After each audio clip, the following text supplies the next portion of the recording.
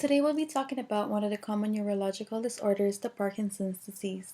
So in our case study, we have a 74-year-old war veteran. He was primarily referred for assessment of his Parkinsonian condition. During his initial assessment, he had a history of progressive bradykinesia, and his medical family history presented Parkinson's disease. Having the disorder made some impact on his occupational performance, affecting self-care, mobility, and leisure activities. In terms of general observations, he showed flat affect and resting tremors. In his lower extremity, he was graded 4 to 4 plus for his manual muscle testing and showed mild paraparesis, but shows no severe spasticity. He also displayed cogwheel rigidity, and his gait revealed mild ataxia with tandem walking and shuffling, requiring him to use a two-wheeled walker.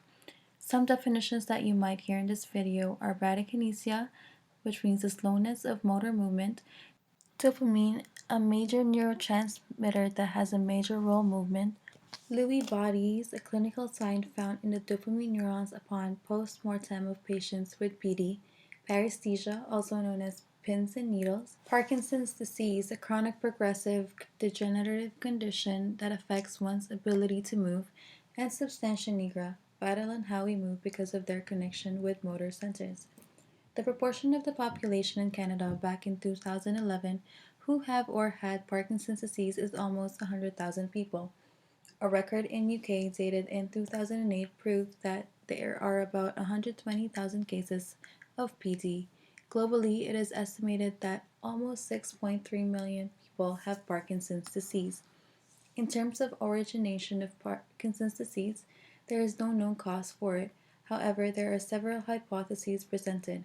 One is the production of free radicals, the environmental toxins, the genetic factors, and the last one is the premature aging of dopamine producing brain cells. So we know that Parkinson's disease has problems with movement.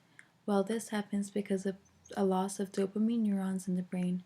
Well, you might be wondering what is so special with these dopamine neurons. Well, these dopamine neurons are very specific in motor movement.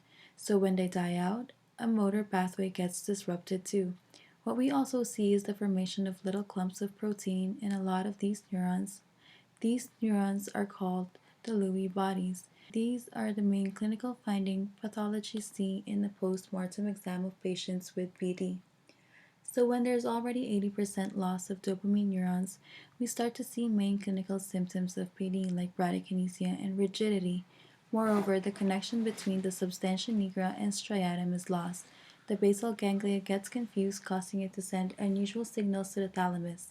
When the thalamus gets excited, it sends tons of signals to the motor cortex, and this excessive stimulation causes our muscles to move too much. In PD, the motor cortex get unusual and very mixed signals from the thalamus that causes tremor or rigidity. In other times, the motor complex doesn't get any stimulation at all, and this causes bradykinesia. Here is a simple picture which somewhat illustrates a person's clinical features with a Parkinson's disease. Some you will be able to see in the picture, like the rigidity of muscles, flat affect of the face, postural instability, shuffling gait. However, most of the clinical features are distinguishable depending on the level of the disorder in someone with PT. Some of the objective diagnoses include genetic testing, positive response to levodopa revealing diminished Parkinsonian symptoms, CT scan, MRI, and PET scan. And for the subjective diagnosis, clinical assessment and extensive physical examination can be done. Postural instability and positional deformity, scale for the assessment and rating of ataxia. In UK, they use the UK clinical criteria for the diagnosis of Parkinson's disease. In regarding to the ICF model for Parkinson's disease, the structure affected is the brain. Functions affected are with regards to motor movement, balance, ANS functions, and sensory perception. Activities that are limited are ambulation, or standing and holding objects for a long period of time. This makes it difficult to perform ADL, an example of self-care.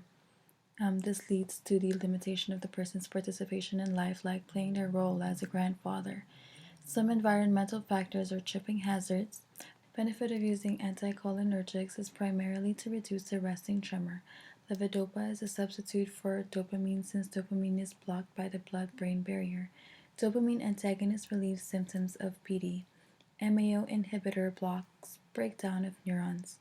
In terms of surgical treatment, there is the ablative surgery, which is the creation of lesion on targeted areas, and the deep brain stimulation, depolarizing block in the pathway of the area where electrical stimulation is applied. Some alternative treatment options are physiotherapy and occupational therapy. This would help learn movement strategies like rolling over out of bed, rise from chairs safely and efficiently, and energy conservation techniques. Exercise is one of the big ones. That's our references, and that's it for our video. Thank you.